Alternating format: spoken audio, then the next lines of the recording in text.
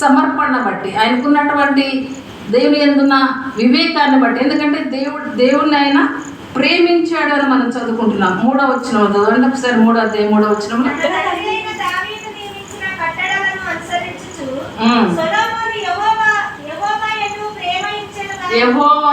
యెహోవా యందు ప్రేమ ఉంచెను, ప్రేమించాడు దేవుణ్ణి, భక్తితో దేవుని ఆరాధించాడు. తండ్రి నియమించిన కట్టడల ప్రకారంగా ఆయన నడుచుకోవడానికి తీర్మానం చేసుకున్నాడు.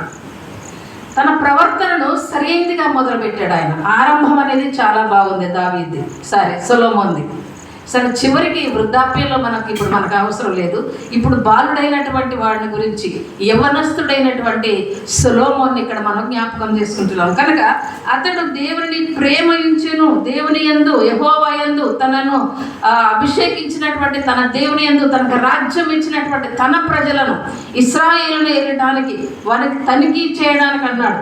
వారి విశాల దేశంలో తనిఖీ చేయటం అసాధ్యము, లెక్క పెట్టడం అసాధ్యము, వారికి కావాల్సిన కోరికలు తీర్చడం అసాధ్యము.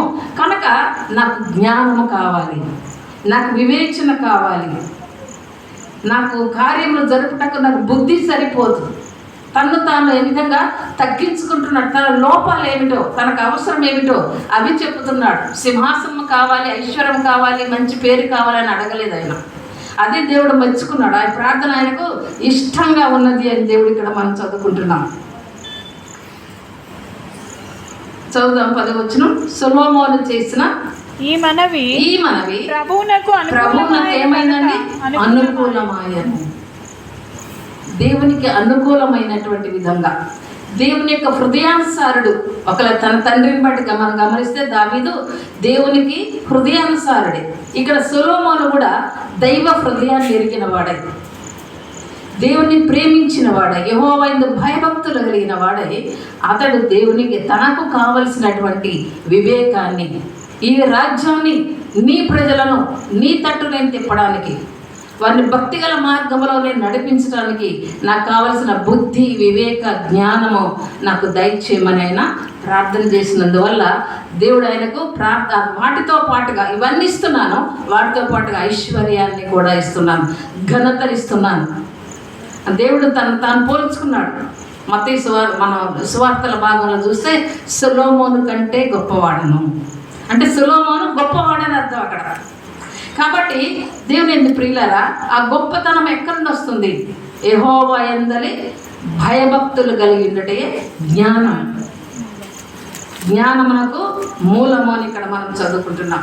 దావీదు కూడా అదే ప్రార్థన చేశాడు. చూద్దాం ఒకసారి. దినవృత్తాంతముల మొదటి గ్రంథం 29వ అధ్యాయము 19వ వచనం. దినవృత్తాంతములు మొదటి గ్రంథం 29వ అధ్యాయము 19వ వచనం. నా కుమారుడైన సొలొమోను గైకొనుచు వాటిని అన్నిటినీ అనుసరించినట్లు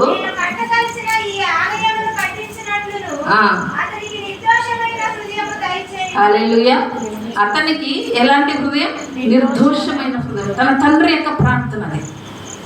తన కుమారుడి కొరకు ప్రతిష్ఠిత చేయక మునుపు, రాజుగా అభిషేకం చేయక మునుపు దేవుడు ఆ సొలొమోను గురించి తండ్రి చేసేటువంటి ప్రార్థన, నా కుమారుడికి యథార్థమైన హృదయం, నిర్దోషమైనటువంటి హృదయం, జ్ఞాన హృదయం దయచేయండి.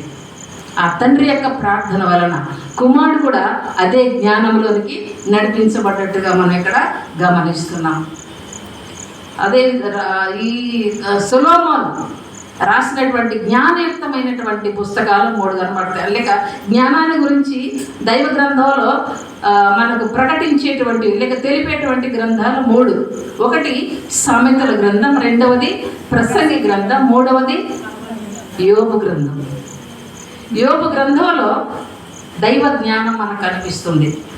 దేవుడు ఏ విధంగా సృష్టిని చేశాడు, భూమిని ఏ విధంగా ఆయన స్థాపించాడు, ఆయన నక్షత్రములను ఏ విధంగా ఆయన పేర్లు పెట్టి ఆయన పిలిచాడు అన్న విషయాన్ని దేవుడు యోబుకు తెలియచెప్పడం, స్నేహితులు మాట్లాడడం అనేది యోబు గ్రంథంలో మనకు కనబడుతూ ఉంటుంది. చూద్దాం ఒకసారి. యోబు గ్రంథం 28వ అధ్యాయం. ఆ అధ్యాయం అంతా కూడా జ్ఞానాన్ని గురించి లేక దేవుడు చేసినటువంటి గొప్ప కార్యాల బట్టి ఈ 28వ అధ్యాయం అంతా కూడా మనకు కనిపిస్తున్నది. భూమిని ఏ విధంగా ప్రభు మనకి ఇచ్చాడు, ఏమేమి దాచిపెట్టాడు భూమిలో అనేది మనకు తెలుసు. మనం అనుభవిస్తున్నాం మనందరం కూడా. భూమిలో మనకు బొగ్గును దాచిపెట్టి మనకు జీవనోపాధిని ఇచ్చాడు దేవుడు కదా. ఆ విధంగానే వెండికి, తర్వాత ఇనుముకు, రాళ్ళు కరిగించి రాగి తీయడానికి, ఇవన్నీ కూడా రత్నములను వెతకడానికి, తర్వాత భూమిలో నుండి ఆహారం పుట్టడానికి. 5వ వచనంలో చూస్తే భూమిలో నుండి మనం పంటలన్నీ కూడా పండించుకుంటున్నాం. భూమిలో నుండే ఏది వచ్చినా కానీ మనం బ్రతకాలంటే భూమియే మనకు ఆధారంగా దేవుడు మనకి ఇచ్చాడు. 28వ వచనం చదవమ్మా. మరియు యెహోవా యందలి భయభక్తులే జ్ఞానమనియు జ్ఞానమనియు దుష్టత్వము విడిచుటయే